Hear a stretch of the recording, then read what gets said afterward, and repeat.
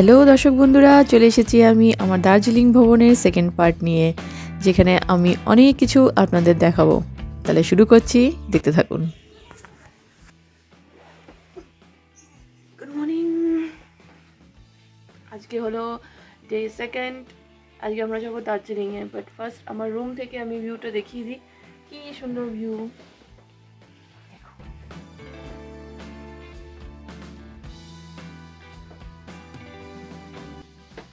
এখন বাজে সকাল 5:30।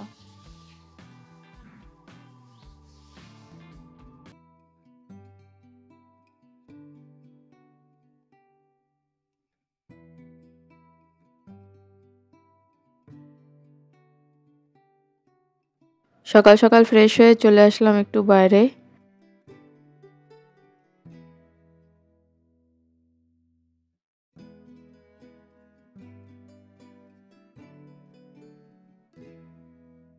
এই যে হোমস্টেতে আছি, হোমস্টেটা খুবই সুন্দর, পরিষ্কার পরিচ্ছন্ন। আর এখানে আপনারা কিভাবে আসবেন সমস্ত যোগাযোগের আমি সব কিছু ডিসক্রিপশন বক্সে দিয়ে দেবো।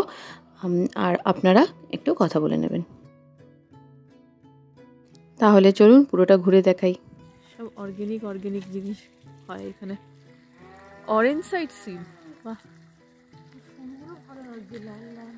যাক, এখানে একটা দোকান আছে ছোট্টখাটো। ও মা, দেখো দেখো, ঝর্ণার জল পড়িয়ে যাচ্ছে।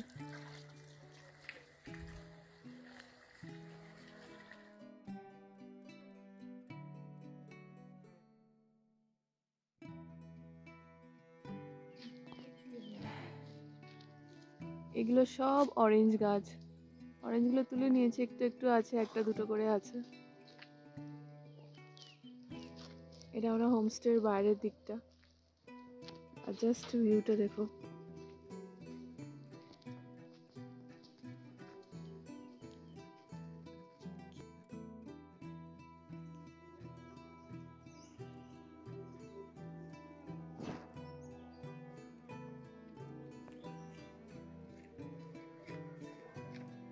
দুজন ছবি তুলতে আর রিলস বানাতে ব্যস্ত। যাই হোক, ভালো লাগলো। আমি নিজের টাকায় নিজের হিসেবে পারলাম মাকে আর বোনকে এখানে নিয়ে আসতে। আমার এটাই খুশি।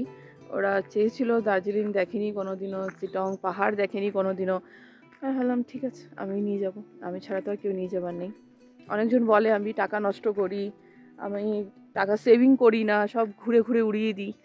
তো তাদের কথা একটাই বলবো, লাইফ একটাই, এনজয় করে নাও। পরে অসুবিধা হবে, পরে হয়তো টাকা থাকবে কিন্তু এই ঘোরার উপায়গুলো থাকবে না, ঘরে সাথে কে ঘুরবে সেরকম কেউ থাকবে না। আজ যেরকম মার হাঁটু ব্যথা আছে, তাও নিয়ে সাহস করেছে মনের জোর নিয়ে। সেটাই বলছি, টাকা তো ঠিক আছে, এইটুকু সেভিং করব যাতে কারো কাছে হাত পাততে না হয়, কিন্তু তারপর এই সৌন্দর্য উপভোগ করার জন্য, এই মেন্টাল পিসের জন্য পাহাড়ে না হলে একবার তো আসাই উচিত বছরে।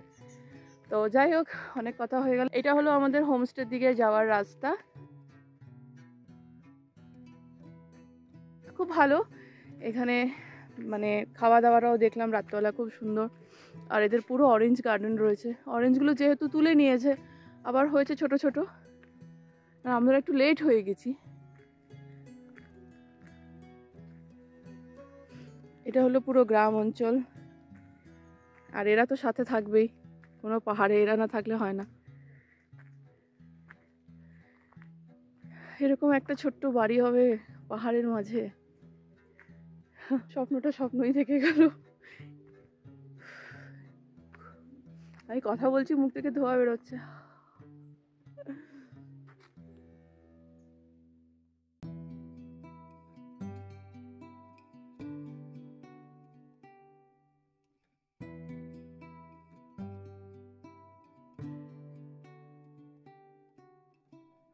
তো সকালবেলা প্রায় বেশ অনেকটা সময় ঘুরলাম আমরা, চারপাশের দিকটা দেখলাম। এর মধ্যে দেখলাম রোদ উঠে গেছে, আর এখানে পাহাড়ের রোদ কিন্তু খুবই কড়া। অবশ্যই কিন্তু নিজের সাথে একটা সানস্ক্রিন রাখবেন। তো আমরা আবার ফিরে আসলাম আমাদের হোমস্টেতেই। সকালে চা ব্রেকফাস্ট সব রেডি হচ্ছে। ততক্ষণ ভাবলাম একটু দেখিয়ে দিই এখানে গাছপালা, এখানে কি সুন্দরভাবে সাজানো রয়েছে।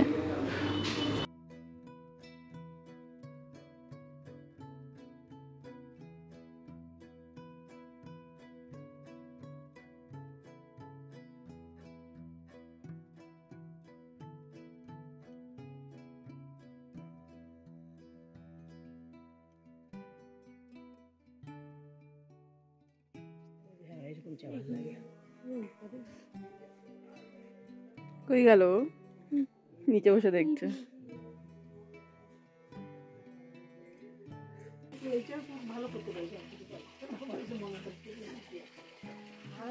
আমরা এসেছি এখন সকালবেলা ব্রেকফাস্ট করতে, তারপর এখান থেকে আমরা সোজা চলে যাবো ঘুরতে। ডে সেকেন্ড, আর ডে সেকেন্ডের এটা হলো আমাদের ব্রেকফাস্ট। তো শুরু করে দিয়েছে খাওয়া, এবার আমি খাবো।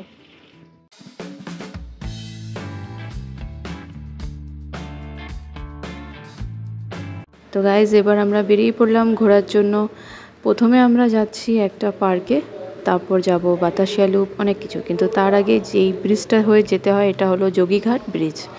এই ব্রিজটা হয়ে আমরা সোজা চলে যাব আমাদের পরবর্তীকালে পরপর সব ডেস্টিনেশনগুলোতে।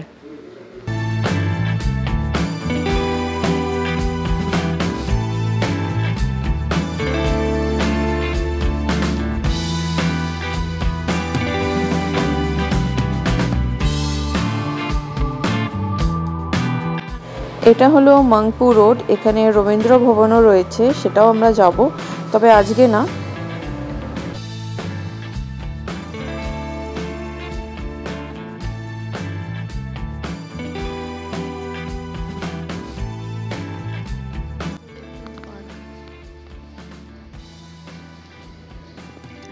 এন্ট্রি ফিস, দেন এই জায়গাটা।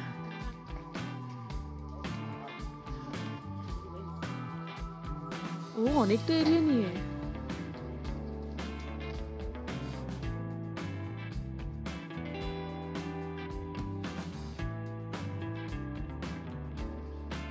চলো নিচে যাই। এই পার্কটা প্রায় 5 একর জমির উপরে বানানো, আর এই পার্ক থেকেও আপনারা পুরো কাঞ্চনজঙ্ঘার প্যানোরামিক ভিউটা পেয়ে যাবেন। এখানে বেশিরভাগ লোকেরা আসে ঘুরতে। এই পার্কটা বেশ নতুনই, প্রায় 3-4 বছর আগে এটাকে করা হয়েছে। এখন অনেক প্ল্যান্টেশন করেছে, এখনও পুরোপুরি গাছগুলো হয়নি। হয়তো নেক্সট 5 ইয়ার বা 4 ইয়ার্সের মধ্যে এটা পুরো কমপ্লিট হয়ে যাবে। ভিউটা দেখুন কাঞ্চনজঙ্ঘার, কি সুন্দর।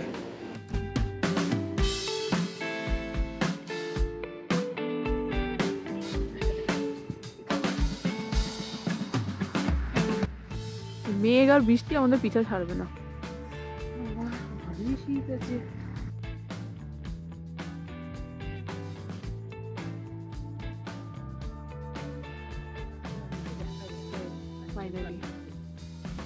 ফাইনালি দেখা গেল।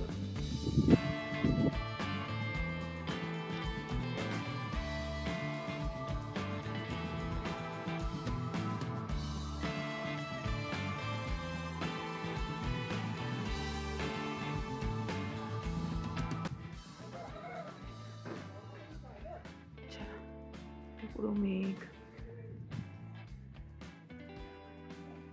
তো গাইজ এবার চলে আসলাম আমরা বাতাসিয়া লুপ। এখান থেকে টিকিট কেটে সোজা ভেতরে এন্ট্রি করব। আর বাতাসিয়া লুপের এন্ট্রি ফিস হলো 50 rupees per person.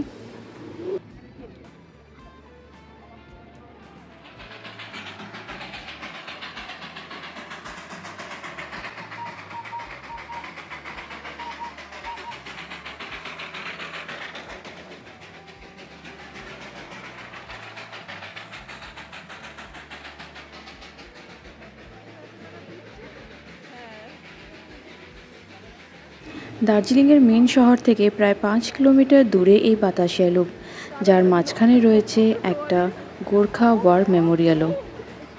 Batasia loop হলো একটা স্পাইরাল রেলপথ। এই রেলপথটি একটি সুড়ঙ্গের মাধ্যমে এবং একটি পাহাড়ের চূড়ার উপরে দিয়ে চলাচল করে।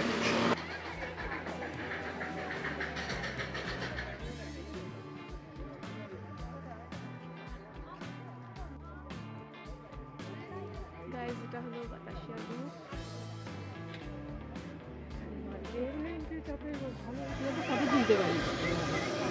হ্যাঁ তুলবো না কেন, নিশ্চয়ই তুলবো।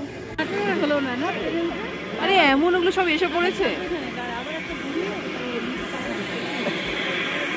এই বাতাসিয়া লুপ থেকে আপনারা কাঞ্চনজঙ্ঘাটাকে একদম ক্লিয়ার দেখতে পারবেন, মনে হয় যেন কোনো বুদ্ধা শুয়ে রয়েছে। এটাকে স্লিপিং বুদ্ধাও বলা হয়। এই যে দেখা যাচ্ছে যে কাঞ্চনজঙ্ঘার রূপটা। তো দারুণ লাগলো এই পার্কটা, খুব সুন্দর, কিন্তু এত ভিড়, ট্রেনের সামনে দাঁড়িয়ে একটু ছবি তোলারও উপায় ছিল না। এখানে আপনারা দেখতে পারবেন কি কোন কোন মুভির শুটিং হয়েছিল এই জায়গাটায়, সেগুলো সব ডিটেলস এখানে দেওয়া রয়েছে। এই বাতাসিয়া লুপটা নির্মিত হয়েছিল প্রায় 1919 সালে।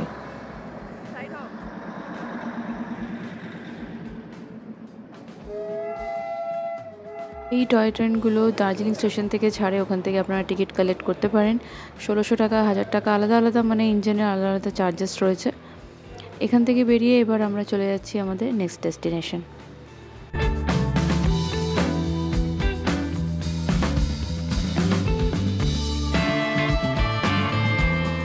এরপর আসলাম আমরা Saint Joseph school North Point. আমরা গাড়ি থেকে আর নামিনি, দূর থেকেই ভিডিওটা করে নিলাম। সত্যি স্কুলটা সুন্দর দেখতে।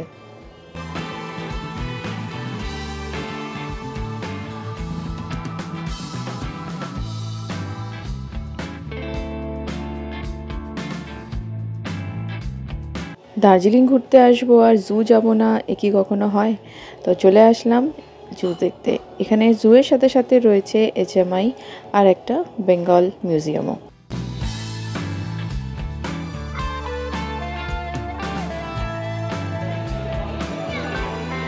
ফাইনালি চলে আসলাম টিকিট কেটে ভেতরে। 110 টাকা করে per head. Padmaja Naidu Himalayan zoological পার্কে দার্জিলিং জুও বলা হয়। এটা প্রায় 67.56 একর জমির উপরে অবস্থিত।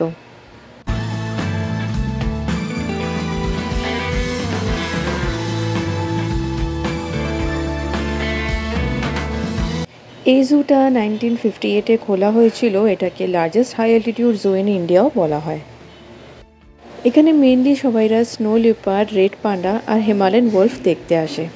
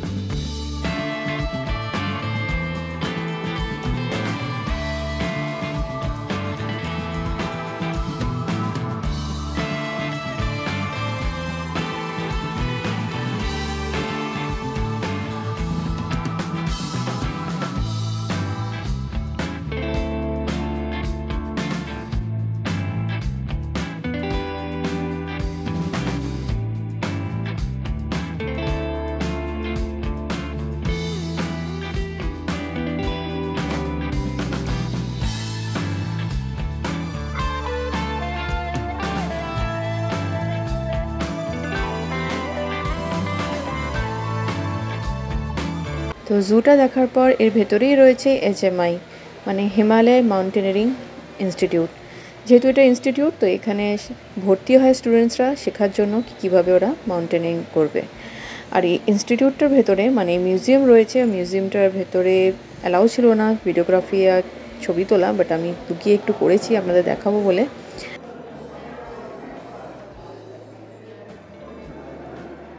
এই ইনস্টিটিউটটা খোলা হয় নভেম্বর 4, 1954-তে।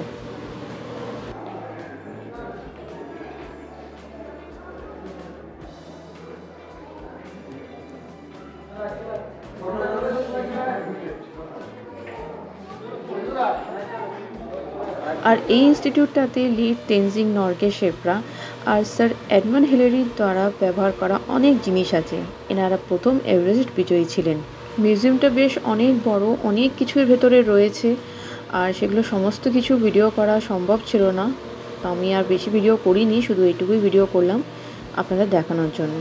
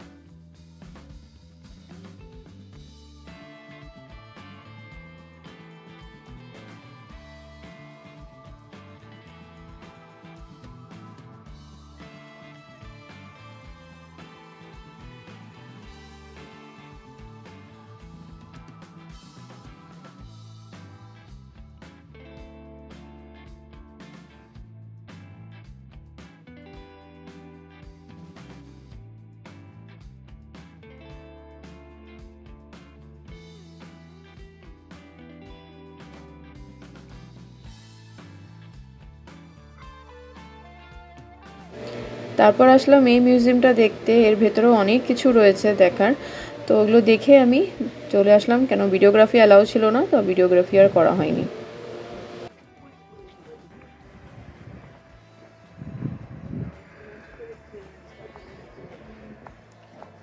রোজুটা ঘুরে নিলাম, হিমালয়ান পার্কটাও, ওইটাও এইচএমআইটাও ঘুরে নিয়েছি।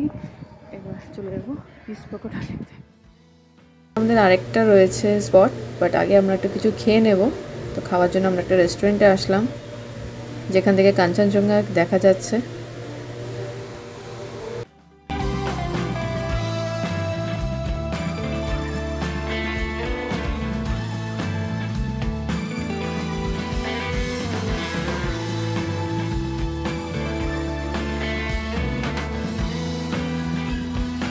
চলে আসলো আমাদের খাবার, আর এদিকে একটু দেখা যাচ্ছে।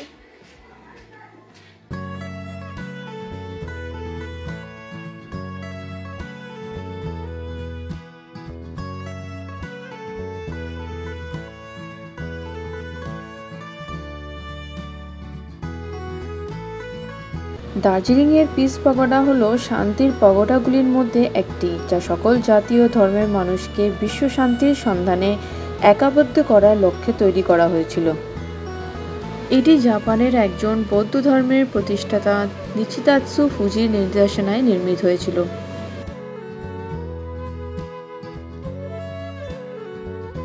সো গাইস, ফিরে চলে আসলাম হোমস্টেতে। সেকেন্ড ডেতে যত ঘোরা ছিল সব হয়ে গেল কমপ্লিট। এবার রাত্রে ডিনার করব, ডিনার করে ঘুম দিয়ে আবার নেক্সট দিন উঠতে হবে। তো ভিডিওটা কেমন লাগলো অবশ্যই কিন্তু কমেন্ট বক্সে জানাবেন, লাইক কমেন্ট শেয়ার সাবস্ক্রাইব করবেন। তো রাখছি তাহলে, ভালো থাকবেন, সুস্থ থাকবেন, টাটা, বাই বাই।